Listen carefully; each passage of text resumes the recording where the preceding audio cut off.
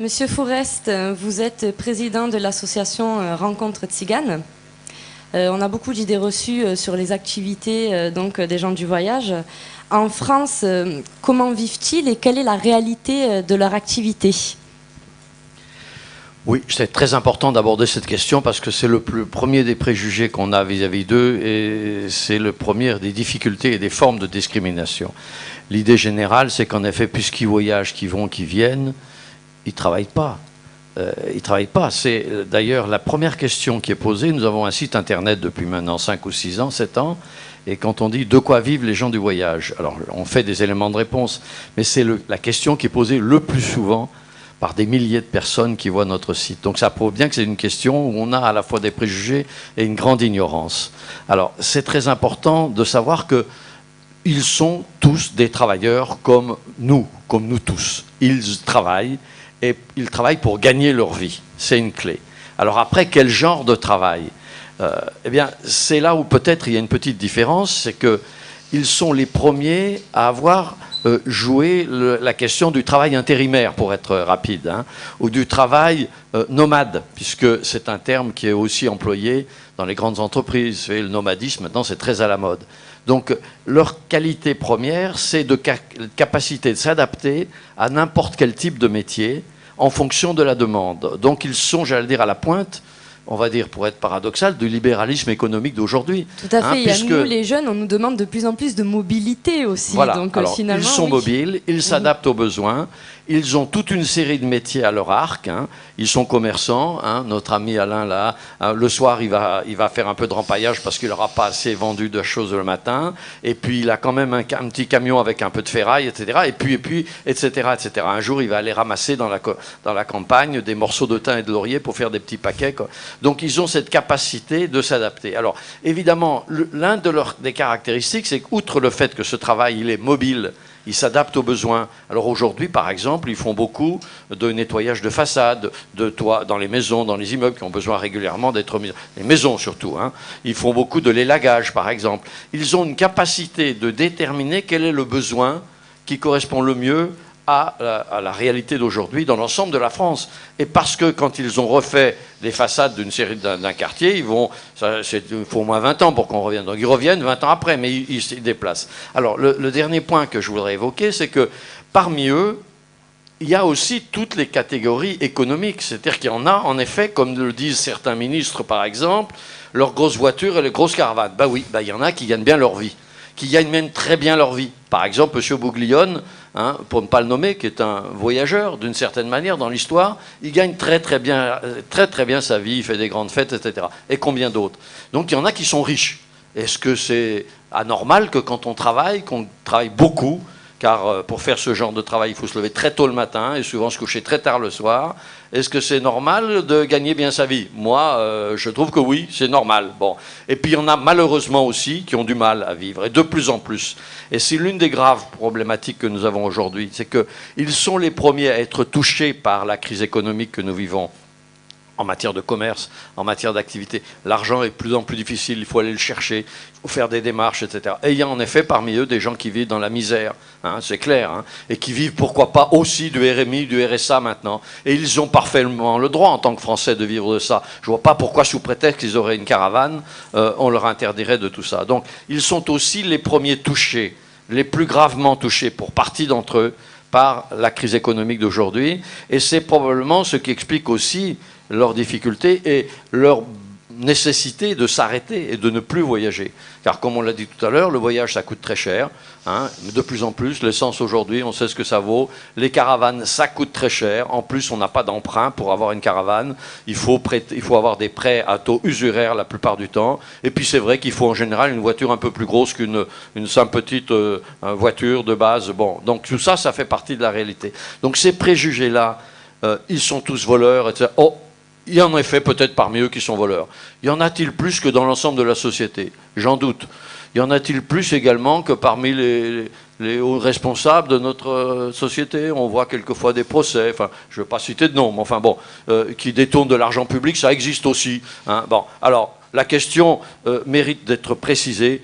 Ce sont des gens qui travaillent, qui gagnent leur vie comme tout le monde, qui ont besoin de travailler et qui travaillent dans des conditions en effet un peu particulières car ils ont, et c'est peut-être ce qui les caractérise le plus, une grande soif de liberté.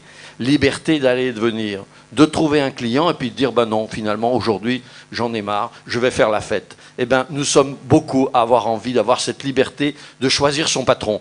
Moi, il se trouve que j'ai pu avoir la chance de le faire pendant pas mal d'années de ma vie.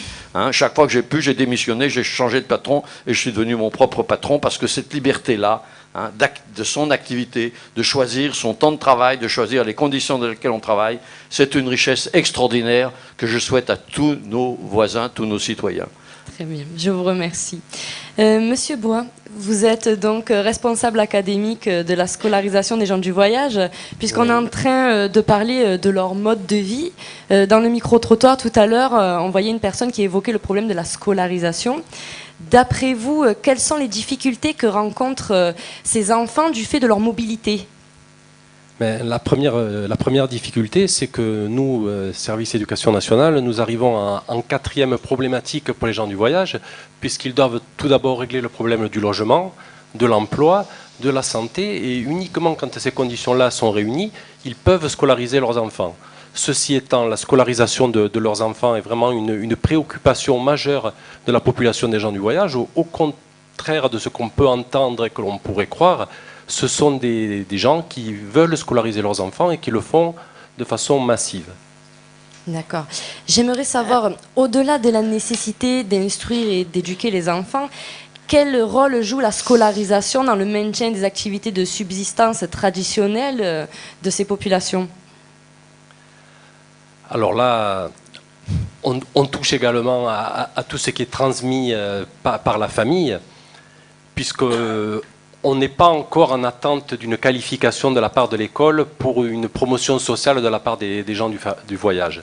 Par contre, ils attendent de l'école les savoirs de base que donne l'école, le lire, écrire, compter.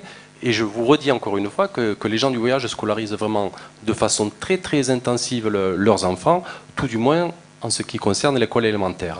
Pour le collège, de par les problèmes liés à l'itinérance, la problématique de la scolarisation est beaucoup plus complexe du fait qu'il y ait plusieurs enseignants et que les capacités d'accueil dans les collèges sont plus complexes qu'en école élémentaire. Pour cela, les cours du CNED entrent en jeu et généralement les voyageurs préfèrent scolariser leurs enfants via l'enseignement à distance. D'accord.